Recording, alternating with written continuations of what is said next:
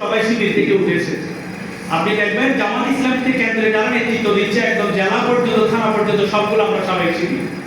মূলত ছাত্র শিবিরকে সৃষ্টি করা হয়েছিল জামাত ইসলামীর নেতৃত্বে সংকট দূর করার জন্য। সেই জন্য ছাত্র শিবিরকে আগামী দিনে জামাত ইসলামীর এই আসনগুলো পূরণ করার মতো প্রস্তুতি এখন থেকেই নিতে হবে।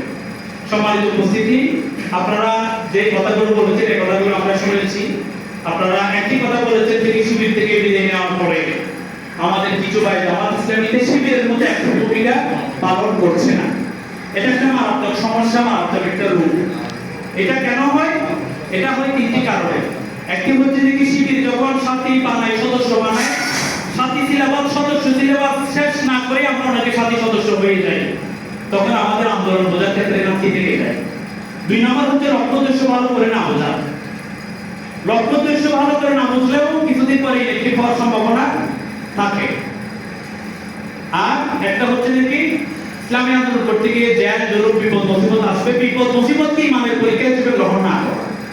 এই সমস্ত কারণে কর্মজীবনে গিয়ে আমরা আমাদের অনেক ভাইকে হারিয়ে ফেলি। এই বিষয়গুলো মাথায় রেখে যদি আপনারা মানোন্নয়ন করেন, লক্ষ্যোদ্দেশ্য ভালো করে বুঝিয়ে সিলেবাস কমপ্লিট করিয়ে যদি সাথী সদস্য বানানো হয়, তাহলে এরা মৃত্যু পর্যন্ত ময়দানে থাকবে ইনশাআল্লাহ। আমাদের রাজনৈতিক চৌধুরী ভাইকে কেন্দ্র থেকে এমপি প্রার্থী ঘোষণা করা হয়েছে। আমরা এই আসনে আমরা যদি ভালোভাবে কাজ করি, আমাদের সাথে তরুণ প্রজন্ম, বিশেষ করে ইসলামী ছাত্র শিবিরকে আমাদের প্রয়োজন। ইসলামী ছাত্র শিবিরকে বাদ দিয়ে, তরুণ প্রজন্মকে বাদ দিয়ে আমরা আগামী দিনের বিপ্লব আশা করতে পারি না। আপনারা জানেন 17 বছরের জগদ্দল পাথর যে বাংলাদেশ থেকে বিতাড়িত হয়েছে, 300 আসনের এমপি পালিয়েছে, তৎকালীন অবৈধ প্রধানমন্ত্রী পালিয়েছে এদেশের 2000 ছাত্রের রক্তের বিনিময়ে। সেজন্য আগামী দিনে জামাত ইসলামী যে সংসদীয় নির্বাচনে ইতিমধ্যে প্রার্থী ঘোষণা করেছে, এই প্রার্থীকে বিজয়ের মালা পরানোর দায়িত্ব ছাত্র শিবিরের।